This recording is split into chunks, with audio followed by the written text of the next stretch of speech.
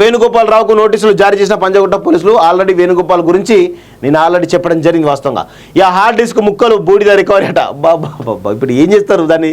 Phone tapping కేసులో సాక్ష్యాల సేకరణ. SIB ఆఫీసులో ఎలక్ట్రానిక్ పరికరాల స్వాధీనం. గుట్టు మొత్తం విప్పిన ప్రణీతరావు. ఏఎస్పీల పాత్రపై కానిస్టేబుల్ వాంగ్మూలం అంటూ ఒకరిని చూస్తున్నాం కదా. ఒకసారి దీని గురించి కూడా మనం చూసేటువంటి ప్రయత్నం చేద్దాం మిత్రులారా.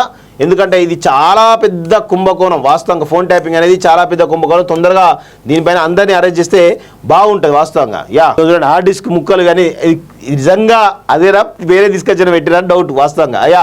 ఫోన్ ట్యాపింగ్ కేసులో పోలీసులు పలు కీలకమైనటువంటి ఆధారాలు సేకరించారు. మంగళవారం అదనపు ఎస్పీలు భుజంగరావు, తిరుపతిల కస్టడీ రిమాండ్ రిపోర్టులో ఈ వివరాలు పేర్కొన్నారు. ఎస్ఐబి కానిస్టేబుల్ కొత్త నరేష్ గౌడ్ నుంచి కూడా దర్యాప్తు అధికారులు వాంగ్మూలం తీసుకున్నట్లు ఆ రిపోర్టులో వెల్లడించారు. అంతేకాకుండా మొదట్లో ప్రణీతరావు సహకరించకపోయినప్పటికీ చివరకు ఫోన్ ట్యాపింగ్ కుట్రపై అన్ని వివరాలు పోలీసులు తెలిపినట్లు వివరించారు. విచారణ సమయంలో ప్రణీతరావును మూసి వద్దకు తీసుకెళ్లి మొత్తం 5 ధ్వంసమైన హార్డ్ డిస్క్లను కలెక్ట్ చేశారట. బాబా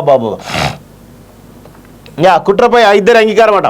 ఎస్ఐబి కార్యాలయంలో సోదాలు జరిపి 12 కంప్యూటర్లు, 7 సిపిలు, ల్యాప్టాప్, మానిటర్లు, పవర్ కేబుల్స్ను పోలీసులు స్వాధీనం చేసుకున్నారు. పాక్షికంగా కాలిన డాక్యుమెంట్లు, స్పైరల్ బెండింగ్లతో పాటు ఎలక్ట్రీషియన్ గదిలో హార్డ్ డిస్క్లను కాల్చేయగా మిగిలిన బూడిద పోలీసులు రికవర్ చేశారు. తిరుపతిన భుజంగరావు వారు చేసిన కుట్రను అంగీకరించినట్లు నివేదికలో వారి వాంగ్మూలం కింద పోలీసులు కీలక విషయాలు నమోదు చేశారు. బీఆర్ఎస్ కాకుండా ఇతర పార్టీల అభ్యర్థుల కదలికలు, ఆర్థిక లావాదేవీలపై అక్రమంగా నిఘా పెట్టమని అదనపు ఎస్పీలు ఒప్పుకున్నట్లు తెలుస్తా ఉంది. అంటే ఒక్కొక్కరికి ఒక్కొక్క టాస్క్ ఇస్తున్నట్లు మనకైతే క్లియర్ తెలుస్తా ఉంది.